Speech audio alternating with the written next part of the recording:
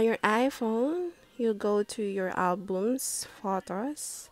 I have downloaded a video with music or sound. Then I'll go back to home, go to my TikTok app.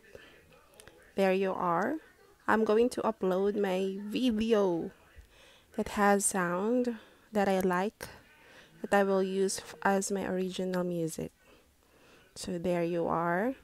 I will post it or upload it to TikTok, but I will set the privacy to private. There. Allow comments will be disabled and do it, and then I post it. So there you are on my TikTok profile. It was already uploaded.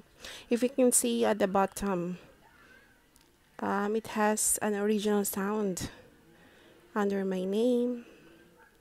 So what I will do is to add it to my favorites, so I can use the sound.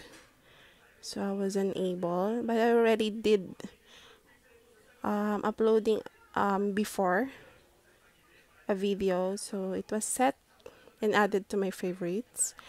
There was a use this sound button at the bottom.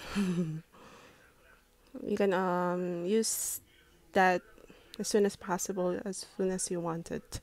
So that's it. There you are.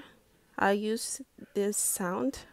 It was my original sound or music.